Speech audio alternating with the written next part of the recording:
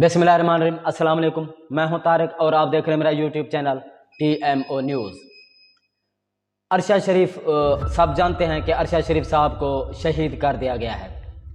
Kenya में Nairobi शहर से 2 किलोमीटर दूर उसको जो है ना टारगेटेड किले का निशाना बनाते हुए उसको गोली मारकर शहीद किया गया है। और अरशद शरीफ से मुतालिक मुख्तलिफ़ किस्म की जो खबरें हैं वो आ रही हैं।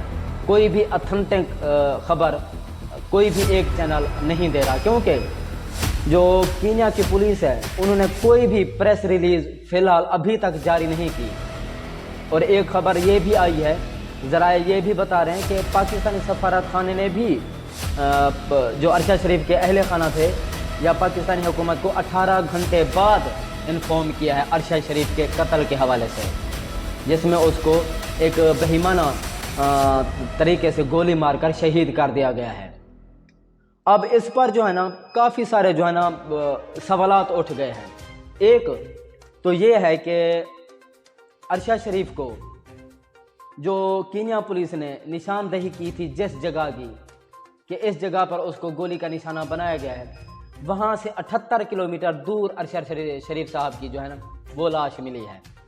कीनिया के एक सहाफ़ी हैं, तज्ज़ियाकार हैं, जर्नलिस्ट जिनका नाम है ब्रैन ओबोया।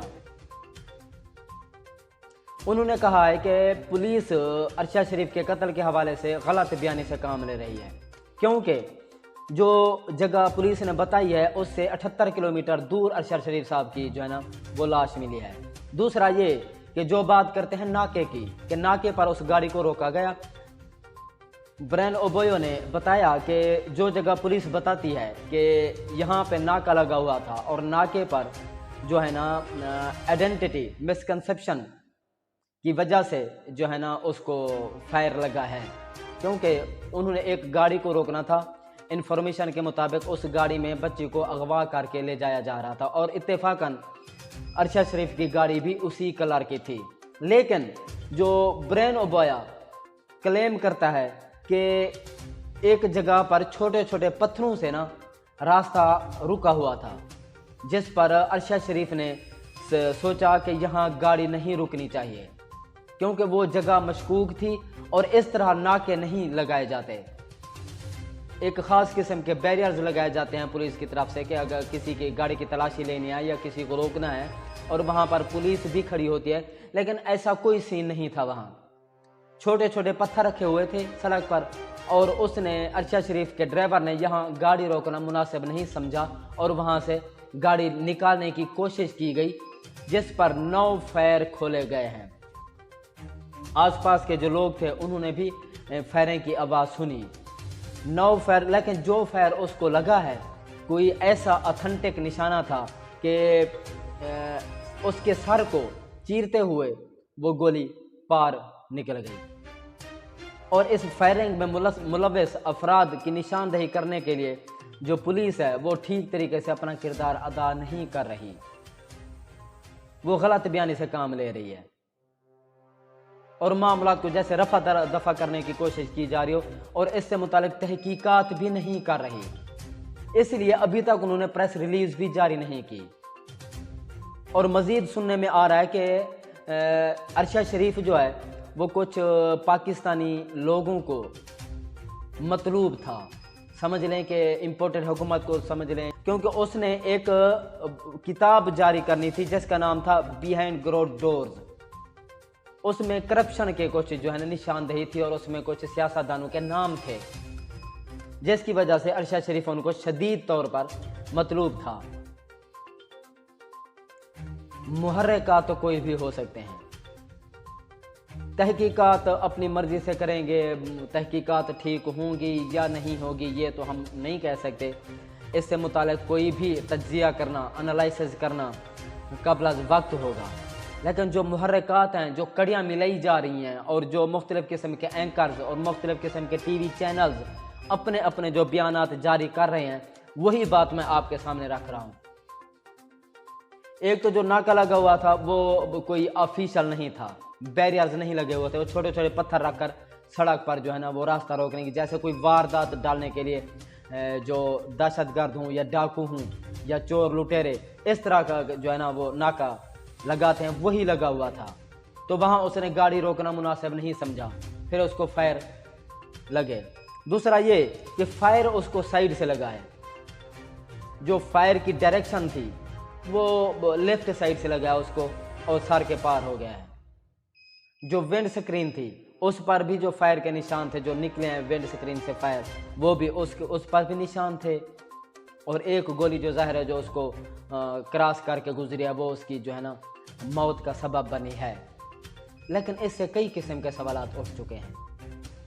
ایک تو وہ بک جاری کرنے والے تھے، مختلف قسم کی کڑیاں ملائی جا رہی ہیں۔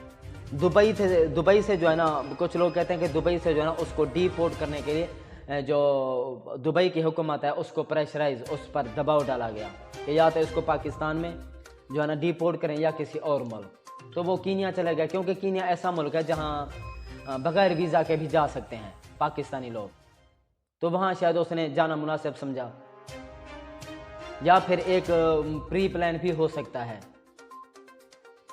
کہ اس کو جان بوجھ کر جو ہے نا گائیڈ کیا گیا ہو کہ آپ کینیا جائیں، کیونکہ وہاں وہ جو کنٹری ہے وہ لا لیس کنٹری ہے، وہاں کوئی قانون کی پاسداری نہیں ہے، کوئی قانون توڑتے ہیں اپنی مرضی سے جو ہے نا، کوئی دہشت گرد اس قسم کی کاروائیاں بہت زیادہ ہوتی ہیں جس طرح کی عرشہ شریف کے ساتھ، کیونکہ اب وہ تحقیقات بھی نہیں کر رہی پولیس۔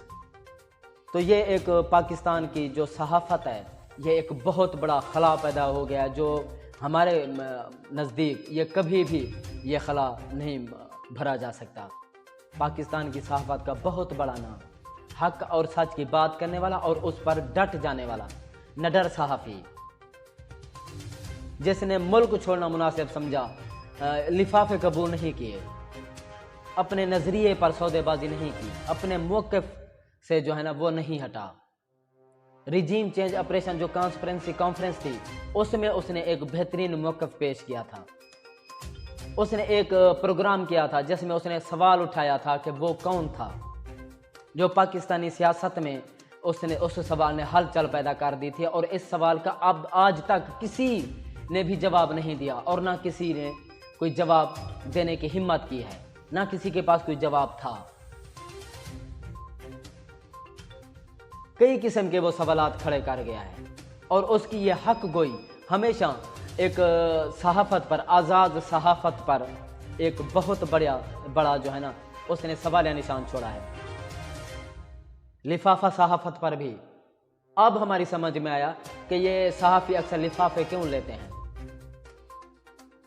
اغوا ہونے کا ڈر، تشدد، custodial torture, physical torture, hard where کو چھیڑنے کا جو رواج چل پڑا ہے، ننگا کر کے ہارڈ ویئر دیکھنے کا جو رواج چل پڑا ہے، شاید اس سے بھی کچھ لوگ ڈر کے جو ہے نا وہی لفافے قبول کر لیتے ہیں، لیکن ایمان پر سودے بازی کر لیتے ہیں۔ لیکن وہ شہید، اللہ پاک اس کے درجات بلند کرے، اللہ پاک اس کے جو لواحقین ہیں ان کو صبر جمیل عطا کرے، اللہ پاک عرش شریف کو جنت الفردوس میں اعلیٰ مقام عطا کرے۔ لیکن کیا وہ واپس آئے گا؟ لیکن کیا جو اس نے سوالات چھوڑے ہیں اس کا جواب کوئی دے سکے گا؟ کیا جو اس نے بک ریلیز کرنی تھی وہ ریلیز ہو پائے گی؟ اس میں کس کس سیاستدان کا نام تھا؟ اس میں کچھ ہو سکتے ہیں کہ کچھ شواہد ہوں، وہ اب بک ریلیز ہوگی یا نہیں ہوگی؟ ایک اور کانفرنس ہوئی ہے جی عاصمہ جہانگیر سے متعلق۔ عاصمہ جہانگیر کے بارے میں کہا جاتا ہے کہ محترم جناب بلاول زرداری بھٹو صاحب سے ان کی کافی جو ہے نا ان کا لگاؤ تھا، اور بلاول بھٹو صاحب کی جو ہے نا وہ آئیڈیال تھیں، وہ اس کو فالو کرتے تھے، وہ کہتے ہیں کہ ان سے میں نے کافی کچھ سیکھا ہے۔ اس کانفرنس میں بلاول صاحب نے ایک متنازعہ بیان دیا جس پر اداروں کو سوچنا چاہیے اور کارروائی کرنی چاہیے، نوٹس لینا چاہیے، کیونکہ عاصمہ جہانگیر زیادہ تر جو پوائنٹ ہٹ کرتی تھی وہ ہمارے جو ادارے ہیں، پاورفل ادارے، مقتدر ادارے، ان کو ہٹ کرتی تھی نام لے لے کر، اور اس طرح کے الفاظ وہ عاصمہ جہانگیری بولتی تھی کہ ڈینجر ڈفر، یعنی کہ وہ اسٹیبلشمنٹ کو مخاطب کرتی تھی ایسے الفاظوں سے۔ بلاول نے بھی وہی الفاظ استعمال کیا۔ اگر وہ زندہ ہوتی اور مجھ سے پوچھتی کہ کیا تم نے ڈینجر اور ڈفر سے مذاکرات کر کے تو یہ سیٹ نہیں لی، تو میں کہتا کہ جی نہیں، لیکن آپ نے مذاکرات تو کیے ہیں، آپ نے نہیں کیے۔ لیکن وہ ڈکی میں چھپ کر کون جاتا تھا برقعے پہن کر؟ وہ کیسے مذاکرات کرتا تھا؟ اور برقعہ پہن کر ڈکی میں چھپ کر جانے کی نوبت کیوں آئی؟ وہ کیسے چھپ کر جاتا تھا؟ اور جس مقام پر وہ اب ہے، کیا اس میں جن سے مذاکرات کیے جاتے تھے وہ انہی کا کردار ہے؟ تو پھر یہ آپ کی کرسی بھی انہی کے مرہون منت ہے، تو پھر اب ان کو آپ آنکھیں دکھاتے ہیں، ان کے خلاف بیان بازی، یہ تو پھر اچھی بات نہ ہوئی۔ منظور پشتین نے بھی خطاب کیا ہے، وفاقی وزراء بھی اس میں شامل تھے، سب نے وہ بیان سنا ہے، وہ خطاب سنا ہے، تقریر سنی ہے منظور پشتین صاحب کی۔ دیکھیں، منظور پشتین کے کچھ مطالبات ہو سکتے ہیں، جائز بھی ہو سکتے ہیں، ناجائز بھی ہو سکتے ہیں۔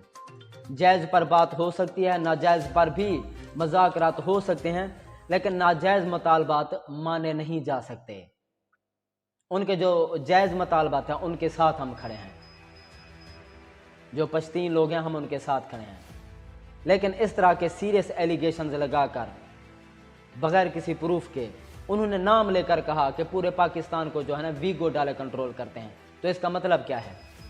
پاکستان کے منسٹر کو، چیف منسٹر کو، وزیر اعلیٰ کو، وزیر خارجہ کو، انٹیریئر منسٹر، سارے جو ہیں گورنر وغیرہ، یہ سب کو وہ کہہ رہے تھے منظور پشتین کہ ان کو ویگو ڈالے کنٹرول کرتے ہیں۔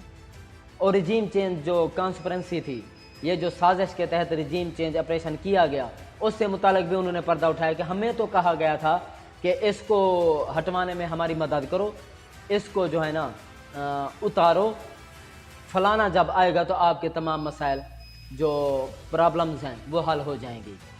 تو کہاں حل ہوئی؟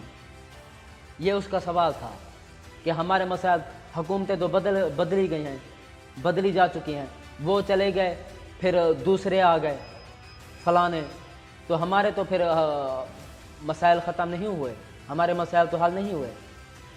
علی وزیر سے متعلق بھی انہوں نے کہا کہ اس کو چھوڑا جائے، اور اس کے یہ جو دہشت گردی ہے اس کے پیچھے وردی ہے کے بھی نعرے لگے ہیں اس کانفرنس میں۔ اس کا جواب کون دے گا؟ ہمارے اگر اداروں ایک متنازع ٹویٹ کرنے پر ایک سینیٹر کو، سابقہ جو سینیٹر ہے اس کو ننگا کر کے مارا گیا، اس کے پوتے پوتیوں کے سامنے بے عزت کیا گیا، تو ان پر ہاتھ کیوں نہیں ڈالا جاتا؟ بطور شہری اس طرح کے سوالات ہمارا پوچھنا حق بنتا ہے کہ ان کے گریبان کیوں نہیں پکڑے جاتے۔ ہم نہیں چاہتے کہ اداروں کے خلاف کوئی بھی بیان بازی کرے، ایلیگیشنز لگائے نام لے کر، لیکن جو بھی بولے پھر یہ قانون صاحب کے لیے برابر ہونا چاہیے۔ پکڑے منظور پشتین کو، پکڑے مولانا فضل الرحمان کو، پکڑے جاوید لطیف کو، پکڑے پرویز رشید کو، پکڑے ایاز صادق کو، پکڑے بلاول بھٹو کو، پکڑے زرداری کو، پھر اس طرح ان کو بھی ننگا کریں، فزیکل ٹارچر کریں، ہارڈ ویئر کو چھیڑیں، ان کو بھی کسٹوڈیل ٹارچر کا نشانہ بنائیں۔ 74 سالہ بزرگ کو آپ نے ننگا کیا، اس کو ٹارچر کیا، شہباز گل کو آپ نے ٹارچر کیا، اس کو ننگا کیا۔ یہ کیسا رواج چل رہا ہے پاکستان میں؟ یہ کیسا طریقہ انتقامی کارروائی کا؟ جو بھی ہے ہمارے اداروں کے خلاف بھونکے اور کچھ یک طرفہ، یہ پھر قانون برابر کیوں نہیں ہے سب کے لیے؟ ان کے خلاف بھی کارروائی کریں۔ پھر ہماری اپیل ہے اداروں سے، نوٹس لیں ان جیسوں کو جو کردار ہیں، اور جو بھی رجیم چینج آپریشن اس سے متعلق بھی تحقیقات ہونی چاہیے، سائفر سے متعلق جو بھی ملوث ہے ہارس ٹریڈنگ میں یا جو بیرونی مداخلات ہے یا سازش ہے، جو بھی اس میں ملوث ہے اس کو جو ہے نا سزا ملنی چاہیے۔ اب تک کے لیے اتنا ہی، مزید اگلے ویلاگ میں، تب تک اپنا اور اپنے چینل کا خیال رکھیے گا۔ اللہ حافظ۔